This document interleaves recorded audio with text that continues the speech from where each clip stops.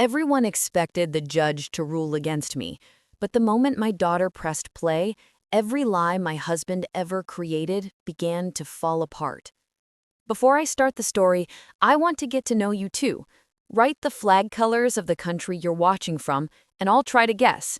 Who knows, maybe we're neighbors. It was 4 in the afternoon on a Tuesday, just another ordinary day, when my whole world came crashing down. I was in the kitchen preparing Maliyah's after-school snack when I heard our front gate creak open.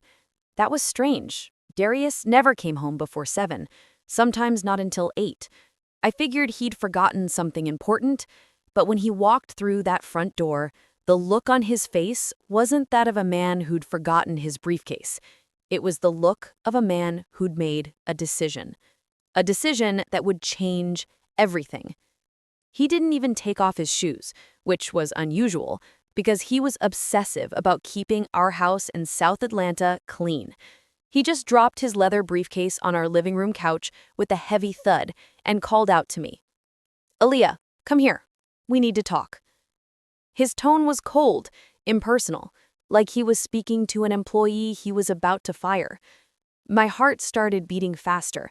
I dried my hands on the kitchen towel and walked slowly toward the living room, feeling a knot growing in my stomach with each step. "What's wrong?" I asked, trying to keep my voice steady, but it came out shaky. He stood there with his arms crossed, looking at me with those eyes I once loved, but now seemed like a stranger's. Then, without any preparation, without the slightest consideration for the 13 years we'd spent together, for the vows we'd made at Ebenezer Baptist Church, for the daughter we were raising, he said it. "Aaliyah, I want a divorce." The words hit me like ice water in the middle of winter. I felt my entire body freeze, my breathing fail, my vision blur. I couldn't say anything. I just stood there staring at him, waiting, silently begging that he'd say it was a cruel joke, that he was stressed, that this wasn't what he meant. But he continued, and every sentence that came out of his mouth was sharper, crueler than the last. "I can't stand this life anymore, Aaliyah. You're complacent. You don't do anything but stay home spending my money. The house is a mess. You don't take care of anything properly. And Maliyah is becoming spoiled, overprotected. You're damaging her development." Every word was a stab. I wanted to scream, wanted to defend myself, wanted to say that all of it was lies, that I dedicated every second of my life to that house and our daughter. But my voice wouldn't come out. It was trapped in my throat, along with the tears I was fighting to hold back. "But Darius, we can talk. We can try to work it out. We can go to couples therapy. I can change whatever you want. Just tell me what I did wrong."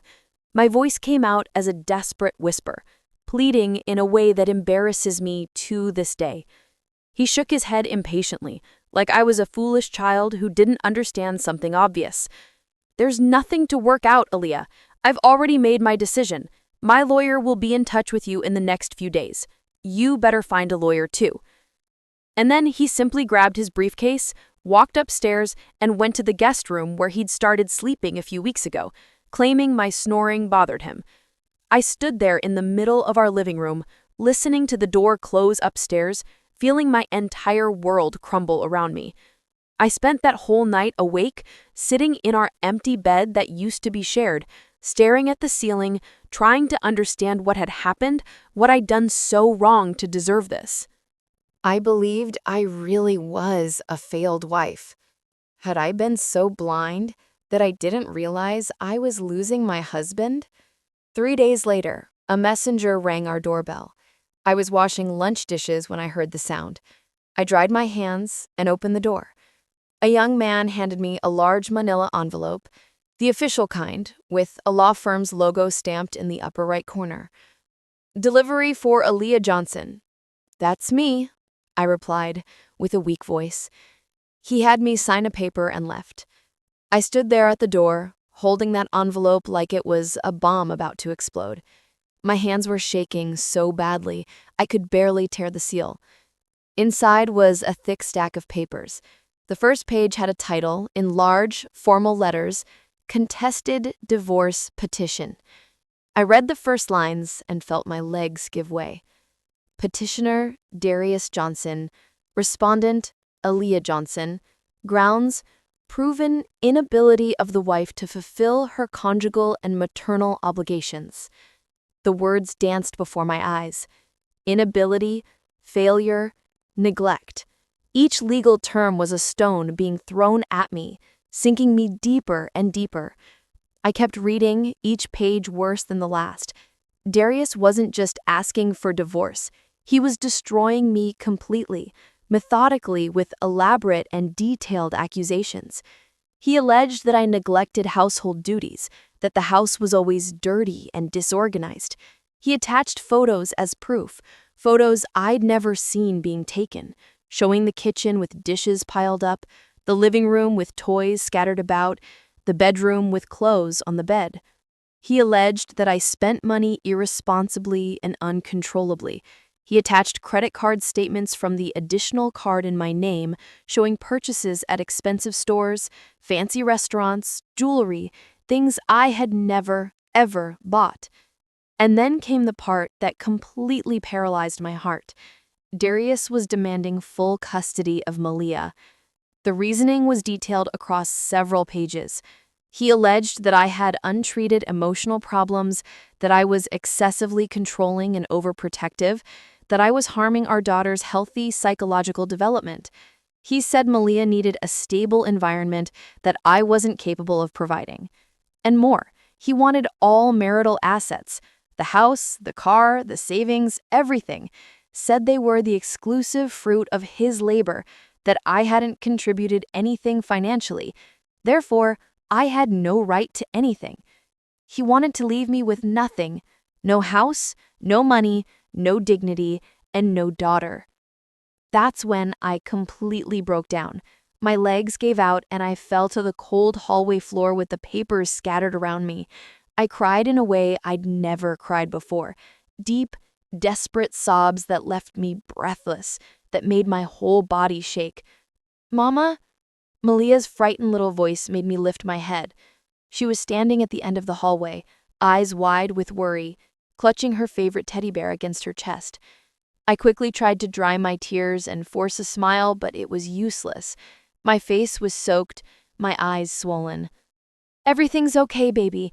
Mama just dropped some papers." But Maliyah wasn't foolish. Even at 8 years old, she knew when something was very wrong. She walked slowly toward me and sat in my lap, hugging my neck with her thin little arms. "You're sad about Daddy, aren't you?" The way she said it, with that small but perceptive voice, broke my heart even more. I hugged my daughter with all the strength I had, hiding my face in her hair, and just whispered, "I love you so much, Princess. So much." That night, after putting Maliyah to bed, I locked myself in the bathroom and cried until I had no more tears left. I looked at my reflection in the mirror and barely recognized myself. My eyes were red and swollen, my face pale and thin, my expression defeated. How had I gotten to this point? How could the man I married, the father of my daughter, be doing this to me? The next morning, I woke up determined not to let myself be destroyed without fighting. If Darius wanted war, I was going to fight. Not for me, I was already destroyed, but for Maliyah. My daughter was all I had left, and I wasn't going to let him take her from me without resistance. I called my sister, Keisha, and told her everything through sobs. She got furious, cursed Darius in every way possible, and gave me the contact of an attorney who had helped a friend of hers in a complicated divorce case. "Her name is Tamika Sanders. She's good, Aaliyah. Call her today." I picked up the phone with trembling hands and called. The secretary gave me an appointment for the next day. I spent that entire day in a state of anxiety, barely able to eat or do anything productive. Attorney Sanders' office was in an old building downtown, one of those that had seen better days. Third floor, no elevator. I climbed the stairs with my heart tight, feeling like each step was taking me deeper into a nightmare I couldn't wake up from. The waiting room was small and simple, with old plastic chairs and outdated magazines on a coffee table. I waited only a few minutes before being called. Attorney Tamika was a brown-skinned woman of about 50, with graying hair pulled back in a low bun and reading glasses hanging from a chain around her neck. She wore a brown blazer over a cream blouse and had a firm but kind look that immediately made me feel I could trust her. "Sit here, Aaliyah," she said, pointing to a chair across from her desk full of files. "Tell me what's happening." And I told her everything. The words came out rushed, mixed with tears, but I told every detail. The sudden divorce request, the absurd accusations, the manipulated photos, the credit card charges I didn't make, and especially the request for full custody of Maliyah. Attorney Sanders listened in silence, taking notes on a yellow pad, occasionally nodding, but never interrupting me. When I finished, she let out a long sigh and removed her glasses, rubbing her eyes tiredly. "Aaliyah, I'm going to be very honest with you, because it doesn't help to give you false hopes. Your husband prepared this very well. He's probably been planning this for months, maybe even more than a year." I felt my stomach turn. "He has an expensive lawyer, very expensive," Attorney Sanders continued. "I know his work. Marcus Caldwell. He's a competent man, but without scruples. He plays dirty, manipulates evidence, intimidates witnesses, and always wins." "So, I don't have any chance?" My voice came out weak, defeated. "I didn't say that." Attorney Sanders leaned forward, looking at me seriously. "I said it will be difficult, very difficult, but not impossible. We're going to fight, Aaliyah.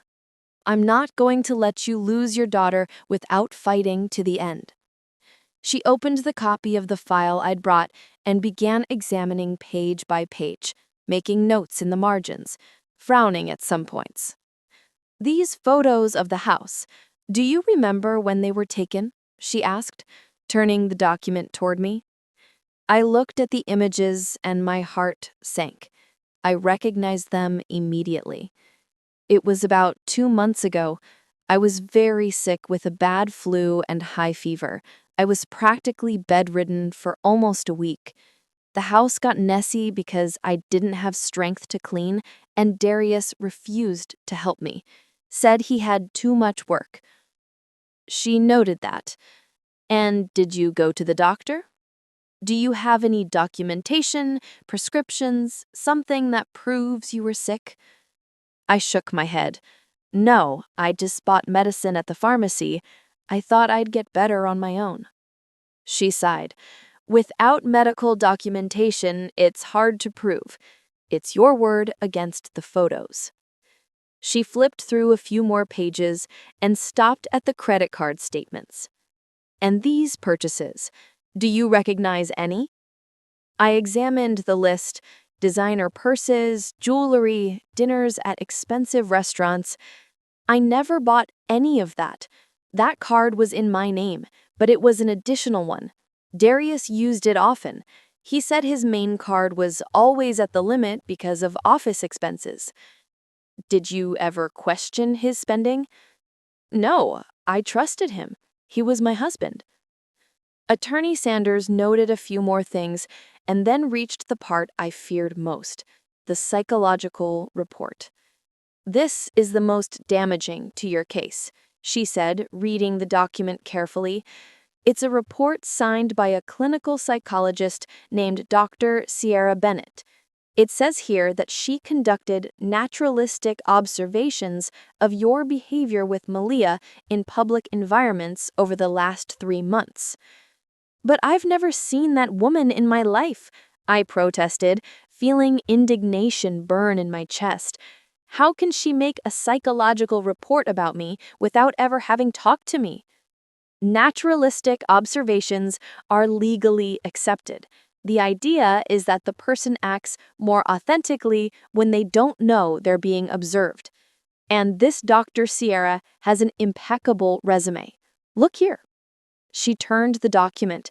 There was a full page listing the psychologist's credentials: education from a prestigious public university, master's degree, specialization, active registration with the State Psychology Board, several publications in scientific journals.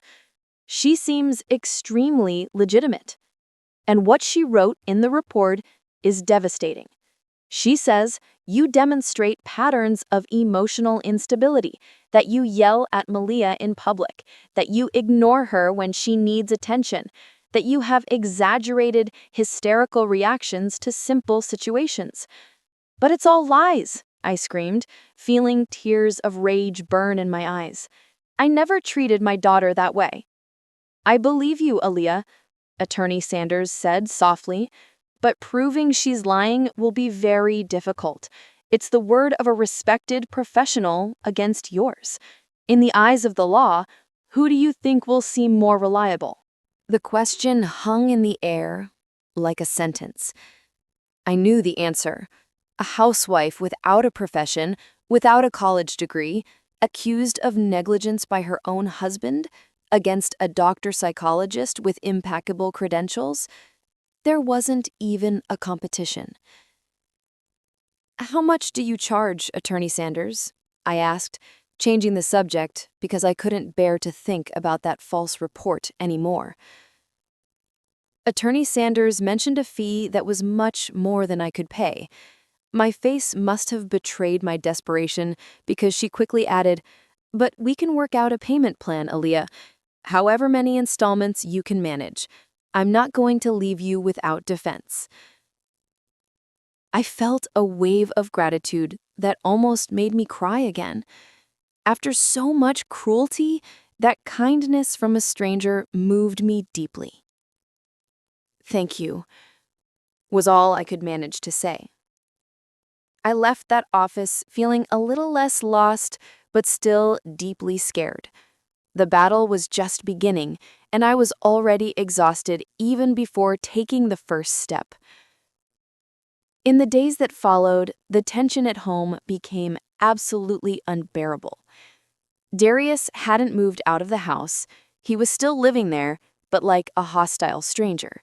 He slept in the guest room, ate at different times than me, and avoided any interaction that wasn't strictly necessary. And in front of Maliyah, he was the perfect father. That's when I realized it was all calculated, part of a larger plan. Darius started bringing Maliyah expensive gifts almost every day: a giant imported doll, a brand new latest generation tablet, designer clothes, expensive sneakers. Things I could never buy her because I lived off the monthly allowance he gave me, which barely covered basic house and school expenses. He took Maliyah on outings to the luxury mall, to the most expensive amusement park in the city, to fancy restaurants, and always came back commenting in front of her, "Wow, princess, that restaurant was so much better than home cooking, wasn't it? Oh, how nice that daddy can give you these cool things you deserve." Each phrase was a disguised stab, a subtle way of undermining my authority and my value as a mother.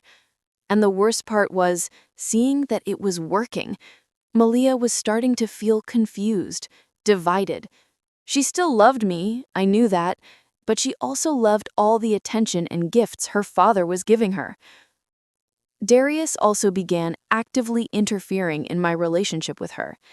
If I asked Maliyah to clean her room, he'd appear and say, "Leave it, princess. You don't have to do that now. You can keep playing." If I lovingly prepared dinner, he'd make a disgusted face and order takeout, saying loudly, "How about we have pizza today, Maliyah? That delicious pizza you love. This food here doesn't look very appetizing." If I tried to help Maliyah with homework, he'd interrupt me. "Let me teach her, Aaliyah. you always overcomplicate things and confuse the child. Every gesture, every word was meticulously chosen to make me seem incompetent, unnecessary, useless, and I felt exactly like that. One night, things went too far. It was around 8 o'clock, the time when Maliyah normally would be home, bathed and having dinner. But that day, she didn't come back from school at the usual time. I called the school and they told me her father had picked her up. I felt my heart race. I called Darius once, twice, 5, 10 times. He didn't answer. The hours passed with torturous slowness. 7, 8, 9. I was practically going crazy with worry, pacing back and forth in the living room, checking my phone every 10 seconds, looking out the window hoping to see his car arrive. It was only at 10:30 p.m. that I heard our gate open. I ran to the door. Maliyah entered with a huge smile on her face, carrying a giant bag full of stuffed animals and toys from an amusement park. "Mama, it was so fun. Daddy took me to Six Flags. There was a roller coaster, cotton candy, and look how many little animals I won." Behind her, Darius entered calmly with that arrogant smile on his lips, knowing exactly what he'd done. "Where were you?" I screamed, unable to control the tone of my voice. "Why didn't you tell me? I was desperate, thinking something had happened." "Relax, Aaliyah," he said with absolute indifference.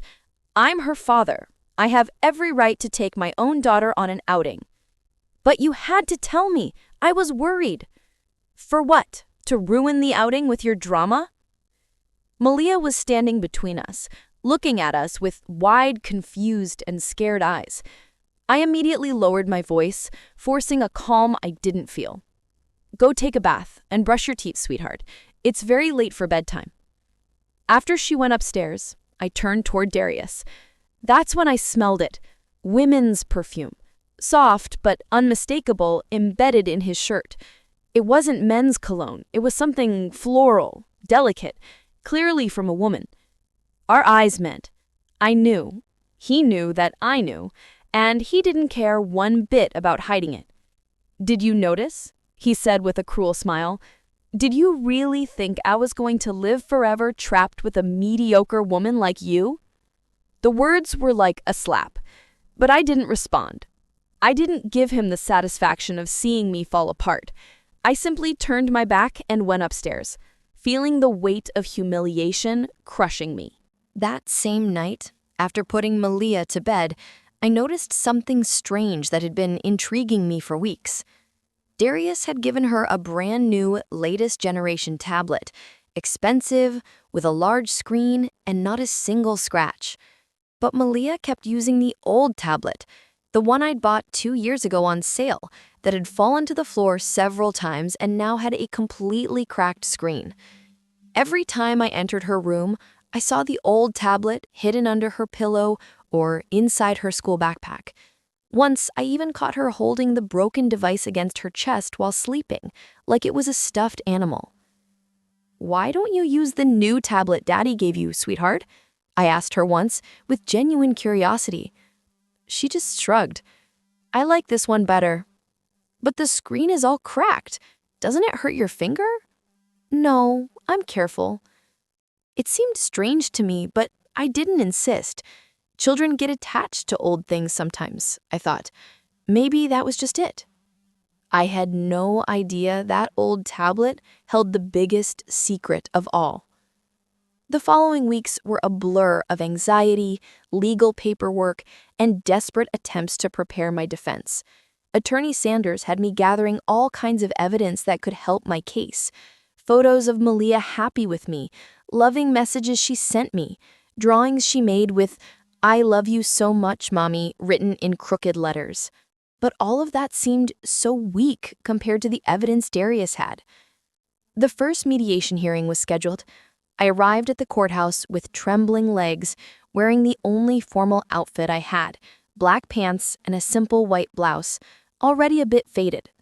Attorney Sanders was waiting for me at the entrance, and even she didn't look very optimistic. What makes me happiest is having you here with me in these stories. Every like or subscribe makes me feel that we're growing together. The mediation room was small and suffocating, with a long table in the center and uncomfortable chairs. The mediator was a woman of about 60, with a tired expression of someone who had seen thousands of couples destroy each other. On the other side of the table sat Darius, impeccable in his navy blue suit, next to attorney Marcus Caldwell, a man of about 45, graying hair at the temples, expensive gray suit, silk tie, and a predator's gaze. The mediator tried to start with a conciliatory tone, talking about finding middle ground that would be good for everyone, especially for the child. But before she could even finish, Attorney Caldwell interrupted her. "With all respect, mediator, but there's no middle ground to discuss here," he said with a firm, authoritative voice. "My client has substantial and irrefutable evidence that Mrs. Aaliyah is incapable of providing an adequate environment for the minor. He's being extremely generous by not filing an additional lawsuit for parental negligence." I felt my face burn with humiliation. Attorney Sanders tried to intervene. "Attorney Caldwell, with all respect, that evidence you speak of is circumstantial and easily refutable. Mrs. Aaliyah is a dedicated mother who leaves the house in deplorable conditions, who compulsively spends money on luxury items while neglecting her daughter's basic needs, who, according to the evaluation of a respected mental health professional, demonstrates concerning patterns of emotional instability." He slid a copy of the psychological report across the table with Dr. Ciara's photo in the header, smiling professionally. "Our petition is simple and reasonable. Our petition is simple and reasonable. Full custody for the father, who is financially stable, emotionally balanced, and genuinely concerned about the child's welfare.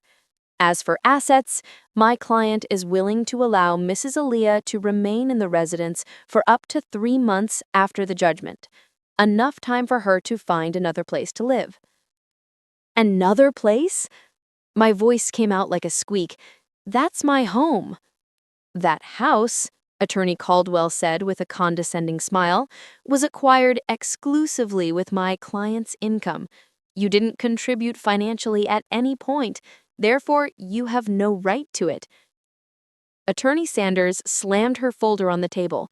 "My client gave up her career to care for the home and her daughter, according to a mutual agreement between the couple. That contribution is just as valuable." Attorney Caldwell let out a mocking laugh. "Leaving dirty dishes piled up and toys scattered is valuable contribution?" The mediator tried to intervene, asking for calm, but it was useless. The meeting had become a war, and I was completely unarmed. The mediation failed miserably.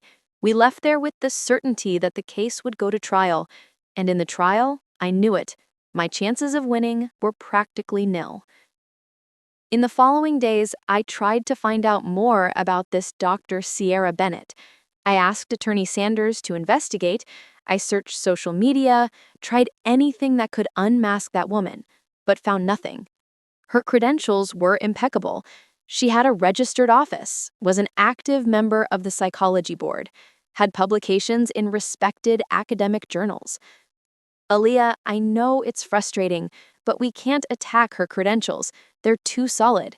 Our only chance is to try to discredit the content of the report itself, arguing that distant observations aren't enough for such a serious diagnosis." "But will that work?" She hesitated before answering. "Honestly, probably not." The crude, simple truth. I was going to lose Maliyah. Not because I was a bad mother, but because my husband had money, an unscrupulous lawyer, and a mistress willing to lie under oath. The trial was scheduled for 3 weeks away, in downtown Atlanta, at the Fulton County Family Court. Those days were the most torturous of my life. I could barely eat. I lost weight rapidly. My hair started falling out in clumps in the shower. I developed chronic insomnia, spending entire nights awake, staring at the ceiling imagining what it would be like to live without my daughter. At home, Darius intensified his psychological campaign. He started whispering things to Maliyah that I only discovered later, when she innocently repeated them. Daddy said when I live with him, I'm going to have a much bigger room. Daddy said Mommy doesn't feel well, and that's why she's sad. Daddy said if I live with him, I can have a puppy. Each phrase was a poisoned arrow, planting doubts in my little daughter's mind, making her believe life would be better without me. One night, about a week before the trial, I couldn't contain myself anymore. After putting Maliyah to bed, I broke down completely. I sat on my bedroom floor with my back against the wall and cried desperately. I cried for everything I'd lost, for the marriage I discovered was a lie, for the trust that was betrayed, for the dignity that was trampled, and mainly for the daughter who was about to be taken from me. That's when I heard light footsteps in the hallway. The door opened slowly, and Maliyah appeared in her unicorn pajamas, holding that old, broken tablet against her chest. "Mama?" Her voice was so small, so worried. I quickly tried to dry my tears and force a smile, but it was useless. My face was soaked, my eyes swollen. "Sorry, Princess. Mama is just a little sad." Maliyah walked toward me and sat in my lap. She hugged my neck with her thin little arms and said something that both broke and healed my heart at the same time. "I'm not going to let Daddy hurt you, Mama. I promise." I hugged my daughter with all the strength I had, crying now for a different reason. She didn't completely understand what was happening, but she understood enough to know I was suffering and wanted to protect me. If only I had known at that moment that she was protecting me in a way I never could have imagined. The day of the trial dawned gray and cold, as if even the weather was conspiring to make that day even more somber. I woke up at 5 a.m. after another practically sleepless night, with my stomach in knots and hands trembling. I dressed in the only formal outfit I had. I tried to hide the deep, dark circles with a little makeup I borrowed from my sister and pulled my hair back in a simple ponytail. I looked at my reflection in the mirror and saw a woman I barely recognized. Pale, thin, with lifeless eyes and an expression of anticipated defeat. I left Maliyah at my sister Keisha's house. My daughter hugged me tightly before I left and whispered in my ear, "Everything will be okay, Mama. Trust me." I didn't understand what she meant by that. I thought it was just a child trying to comfort her mother with sweet words. I kissed her forehead and left, feeling my heart break with each step that took me away from her. The courthouse was immense and intimidating. An old building with imposing architecture, tall columns at the entrance, and marble stairs that seemed to never end. Inside, the hallways echoed with the sound of hurried footsteps of lawyers, murmurs of families waiting for trials, the muffled crying of those who had already lost their battles. The courtroom was even more frightening. Sky-high ceilings, walls lined with dark wood, heavy mahogany benches, and the immense golden scales of justice hanging behind the judge's chair. Everything there was designed to intimidate, to make you feel small before the weight of the law. I sat next to Attorney Sanders at the defense table. On the other side, Darius looked impeccable in his navy blue suit, appearing confident and in control. Attorney Caldwell beside him organized documents with precise, efficient movements. In the gallery, I noticed some people I didn't know, probably reporters.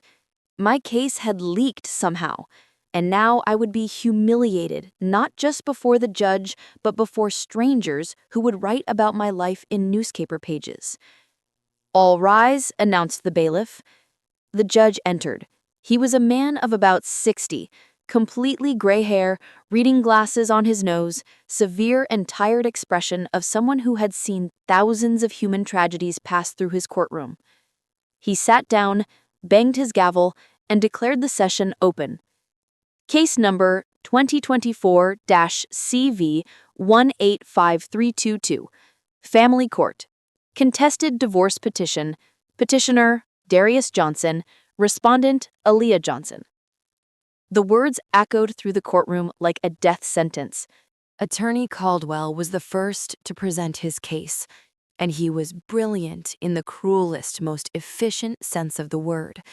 He spoke eloquently, with absolute conviction, weaving a convincing narrative of a hardworking, dedicated man married to a negligent, unstable woman. He projected the photos of the messy house on a large screen for everyone to see. Magnified like that, they looked even worse. The sink full of dirty dishes, clothes piled up, toys scattered throughout the living room. "Your Honor," Attorney Caldwell said, with a voice loaded with false concern, "these images were taken at the couple's residence at various times. These aren't isolated situations, they're Mrs. Aaliyah's pattern of behavior.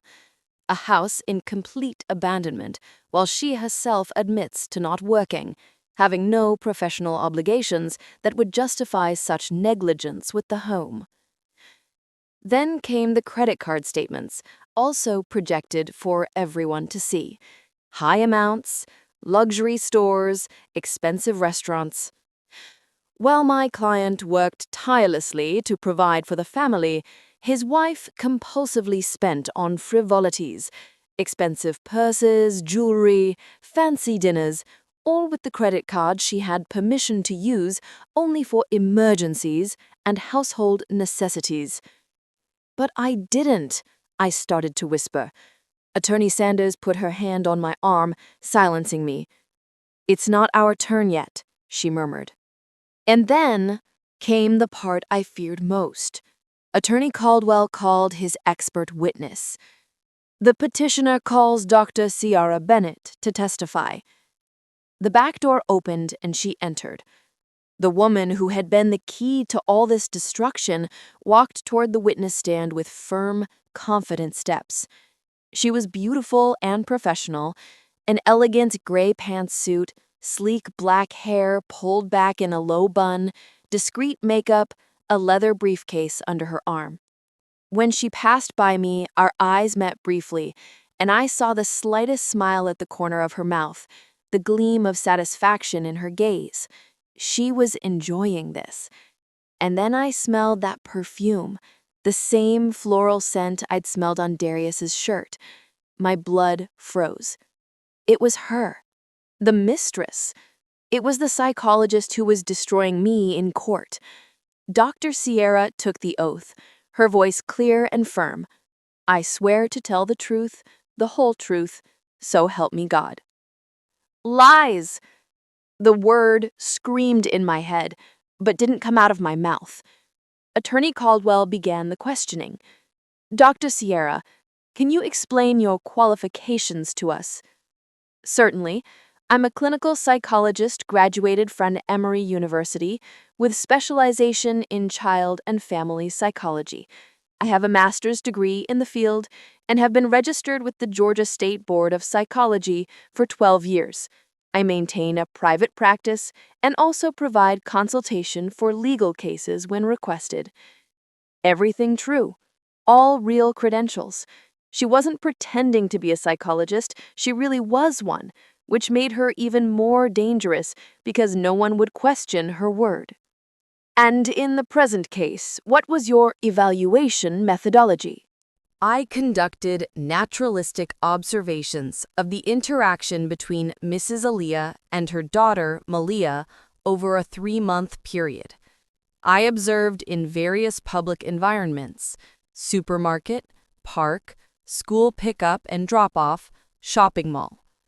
I also briefly interviewed Mr. Darius about his wife's behavior at home.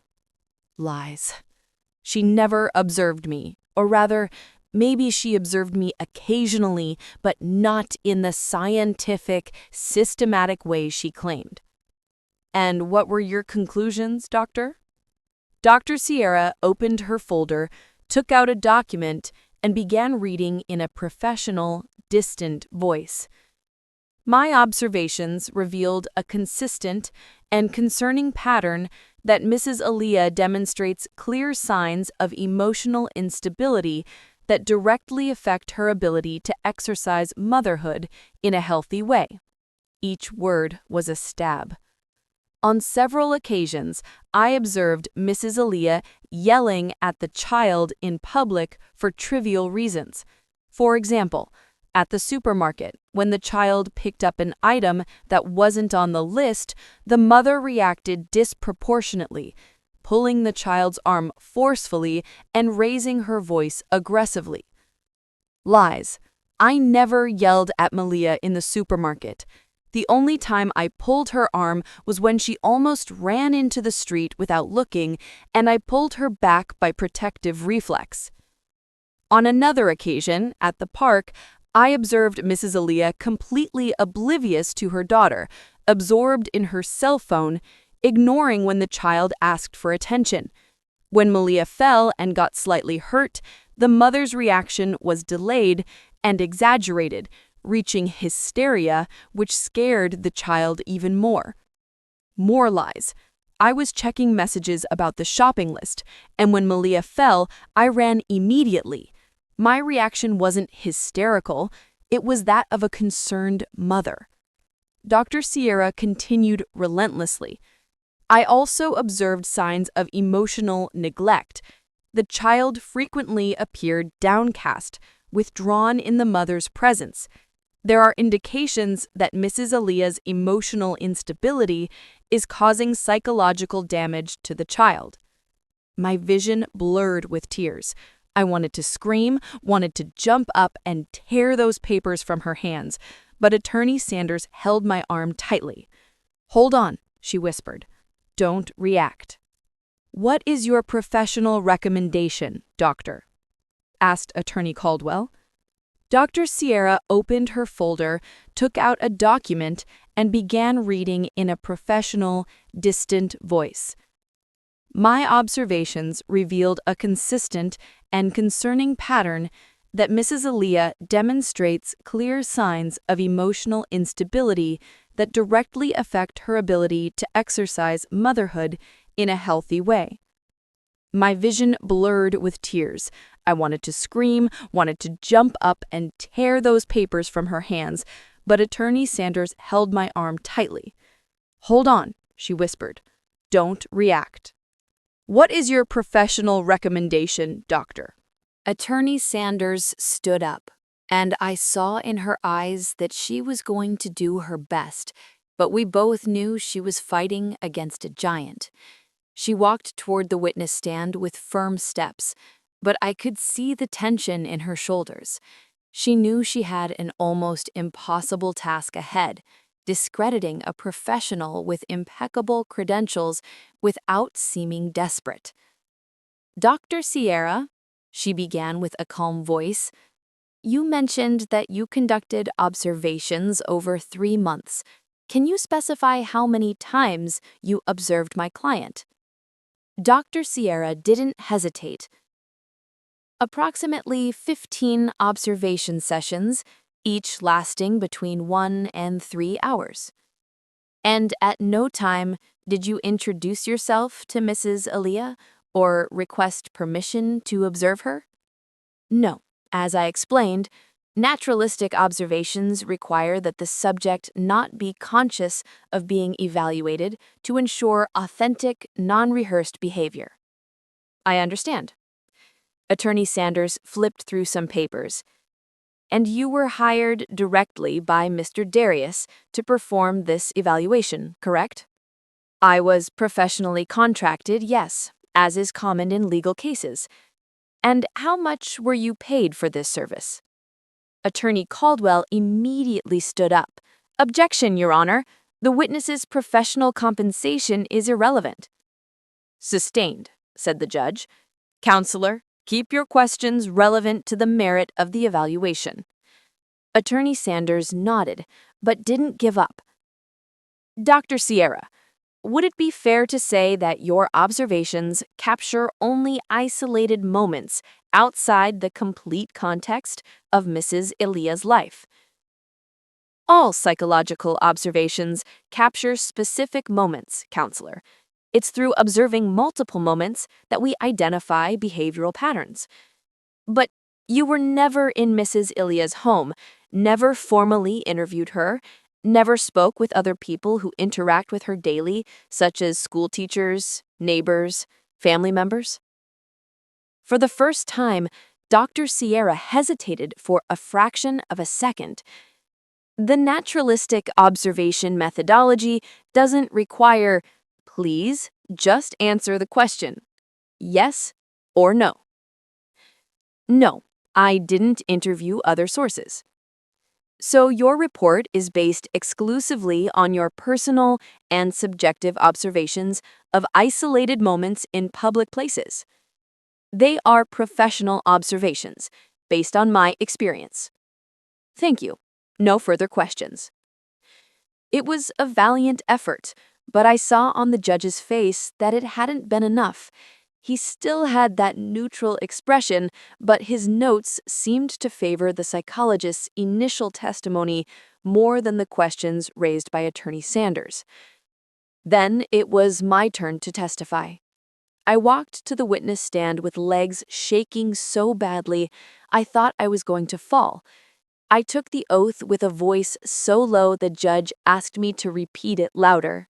Attorney Sanders asked me gentle questions first, giving me the opportunity to tell my side. I explained about the photos that were taken when I was sick. I explained about the credit card that Darius used and put in my name. I explained that I was always a present and dedicated mother, that Maliyah was everything to me. But when Attorney Caldwell's turn came to question me, it was like being thrown into an arena with a hungry lion. Mrs. Aaliyah, he began with that false tone of concern. Do you have any professional training, any college degree? No, I stopped studying when I got married. And do you work? No, I take care of the house in Maliyah. So is it fair to say that you depend completely financially on Mr. Darius? Well, yes, but it was an agreement between us when Maliyah was born. Please, just yes or no. Yes. You deny that these photos, he showed the enlarged images, were taken in your house? No, they were taken there, but I was sick. Yes or no, Mrs. Aaliyah? Yes, but you deny that these expenses, he pointed to the statements, were made with the card in your name? My voice failed. I wasn't the one who bought those things, but the card was in your name? Yes, but thank you. Now, Mrs. Aaliyah, he moved closer with predator's eyes. Do you consider yourself emotionally stable? I do. Then can you explain this to me? He held up a large photo. It was me in my bedroom with disheveled hair, red face, mouth open in a scream. I was clearly crying and screaming hysterically. My heart stopped. I remembered that night. It was when Darius had provoked me, insulted me, called me useless until I finally broke. And he had recorded it. He had filmed my reaction on purpose, provoking me until I exploded just to have that photo. I tried to explain, but my voice came out choked. Is this the behavior of an emotionally stable person, Mrs. Aaliyah? Is this what your 8-year-old daughter should be seeing? You don't understand. He provoked me. So you admit you lost control? I was being humiliated in my own house. So you admit that you scream and have fits of rage? No, it's not like that. But here's the proof, isn't it? A woman out of control and hysterical. Exactly as Dr. Ciara described in her professional report. The tears started falling. I tried to hold them back, tried to maintain composure, but it was impossible. Each of his words was torture, each question a trap I couldn't escape. "No further questions, Your Honor," Attorney Caldwell said with a satisfied smile. Walking back to his cable, he had just proven exactly what they wanted, that I was unstable, emotional, hysterical. I stepped down from the witness stand with trembling legs, feeling like I had just dug my own grave. The rest of the trial passed like a blur. More witnesses, more evidence, more humiliations. Until finally, at the end of that first day, the judge banged his gavel. "The sentencing hearing will be next week. All parties must be present. You are dismissed." I left there completely destroyed. Attorney Sanders tried to console me in the hallway, but her own words betrayed her desperation. "Aaliyah, it's not over yet. We have a week to prepare." "For what?" My voice came out hollow, lifeless. "I lost. We both know it." She didn't deny it, just squeezed my hand in silence. That night was the longest of my life.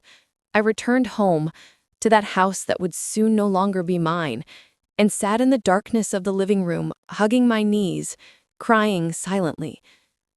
I heard footsteps on the stairs. Maliyah came down, even though it was very late. She shouldn't have been awake. She had stayed at Keisha's house, but my sister brought her back because she insisted she needed to be with me. "Mama." I lifted my face. There she was, in her unicorn pajamas, holding that old tablet with the cracked screen. "Why aren't you sleeping, Princess?"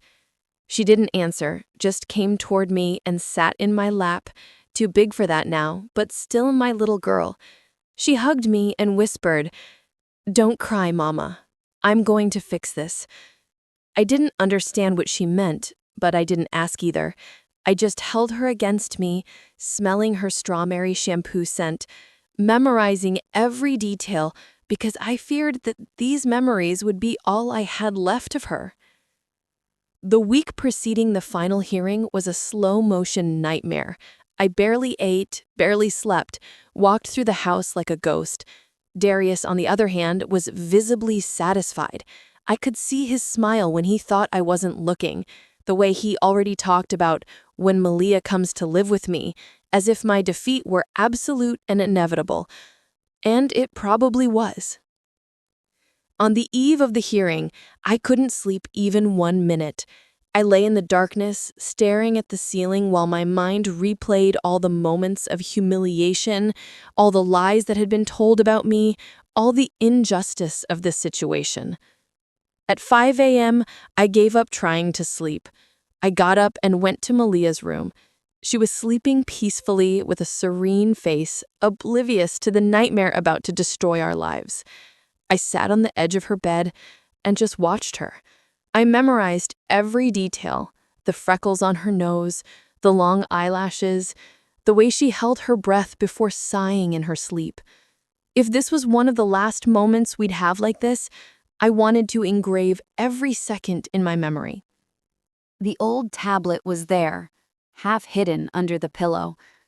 For an instant, I thought about taking it and seeing what was there that made Maliyah so attached to that broken device. But I didn't. I felt it would be an invasion of her privacy, even if she was just a child. If only I had looked. If only I had known what was stored there, saved like a precious secret. It would have changed everything before. But I didn't look. I just kissed my daughter's forehead and left the room to prepare for what would be the worst day of my life. I put on the same outfit as always. I didn't have another. I tried to hide the dark circles with makeup, but it was useless. My face reflected exactly what I felt: defeat, exhaustion, desperation. Maliyah woke up and came down for breakfast. She was strangely calm, almost serene, which worried me. "Are you okay, Princess?" I asked, stroking her hair while she ate toast. She looked at me with those big brown eyes and nodded. "I'm fine, Mama, and you're gonna be fine too." I didn't understand that certainty in her voice, but I didn't question it. I thought it was just childhood innocence. the inability to fully comprehend the gravity of the situation. "You're going to stay at your aunt's house again today." "No, Mama, I need to go with you today." My heart sank. "Sweetheart, the courthouse isn't a place for you. It's going to be boring and—" "I need to go, Mama, please." There was so much intensity in her eyes that it scared me. "Maliyah, you can't. I don't want you to see the things that are going to be said." "Mama, trust me, I need to be there." But I stood firm. I wasn't going to expose my daughter to that circus of horror. I left her at Keisha's house, ignoring her protests and the way she gripped my hand tightly when saying goodbye. "Everything will be okay, Mama," she said once more before I left. I arrived at the courthouse an hour early. I sat on a hallway bench, shaking despite the heat. Attorney Sanders appeared a few minutes later with a folder under her arm and a grim expression. "Aaliyah, we need to talk before we go in." We went to an empty room. She sat across from me and held my hands. "I'm not going to lie to you. The odds aren't in our favor. But I want you to know that I fought as hard as I could, and I'm going to keep fighting until the end." I nodded, not trusting my voice to respond. "Whatever happens today, this doesn't define you as a mother. You're a good mother, Aaliyah. It's the system that's failing." Her words were kind, but they didn't ease the pain. Because in the end, it didn't matter if I was a good mother. What mattered was that I was about to lose my daughter. We entered the courtroom. It was even more packed than last time. More people in the gallery, more reporters, more curious eyes ready to witness my final humiliation. Darius was already seated with Attorney Caldwell, conversing in low voices. He shot me a look of superiority when I passed, and in that look was everything. He had won, and he knew it. In the gallery, I noticed Dr. Ciara Bennett. She wasn't dressed professionally today. She wore an elegant, discreet dress, and her hair fell loose over her shoulders. But the perfume was the same, that floral scent I'd smelled on Darius's hurt. They weren't even trying to hide anymore. The judge entered and everyone stood. He sat down, banged his gavel, and the session began. Today we will proceed with final arguments before sentencing. I would like to begin with the petitioner. Attorney Caldwell stood up and masterfully summarized the entire case.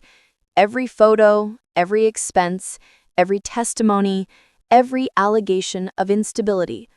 He painted a devastating picture of an incompetent, irresponsible, emotionally disturbed woman incapable of caring for a child. Then it was Attorney Sanders' turn. She did the best she could. She appealed to the heart, to justice, to common sense. She spoke about a mother's unconditional love, about years of dedication, about how everything had been manipulated and distorted. But even I felt her words sounded empty against the weight of the evidence against me.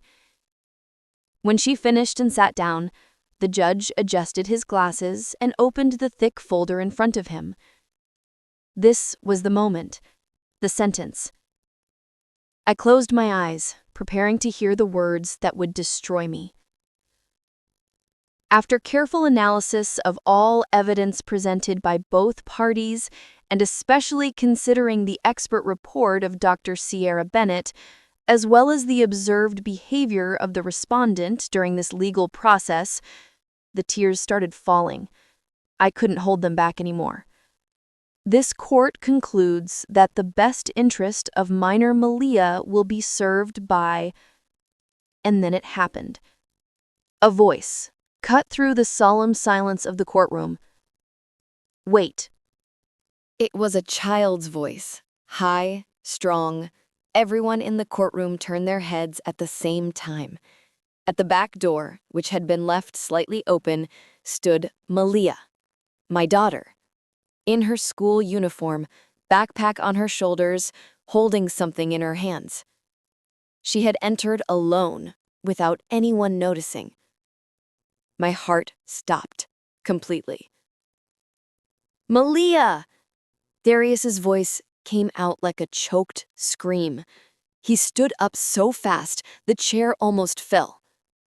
"What are you doing here? Get out immediately!" But Maliyah didn't move. She stood there, small but determined, holding that old tablet with the cracked screen against her chest. "Judge," she said with a trembling but surprisingly clear voice, "I need to show something, please." The judge's gavel had frozen in midair. He looked at the child with complete surprise. How did this child get in here? Attorney Caldwell stood up, indignant. "Your Honor, this is completely irregular. This session is private. A minor cannot simply interrupt." "I came by myself," Maliyah said, her voice becoming firmer. "I took a taxi from my aunt's house to here. I needed to come." I felt my world spinning. My 8-year-old daughter had come alone by taxi to the courthouse. How? Why? "Your Honor," Attorney Caldwell continued with a loud, irritated voice, "I demand that this child be removed immediately. This is a farce, a desperate attempt." Silence. The judge banged his gavel hard. "Attorney Caldwell, sit down." The lawyer hesitated, but obeyed. The judge turned his gaze to Maliyah, and his expression had changed. There was curiosity there, and perhaps a glimmer of suspicion that something important was about to happen. "Child," he said with a softer voice, "what's your name?" "Maliyah. Maliyah Johnson. I'm their daughter." She pointed to Darius and me. "And what do you need to show, Maliyah?" She raised the old tablet. "I recorded something my mama doesn't know about. Something that shows the truth."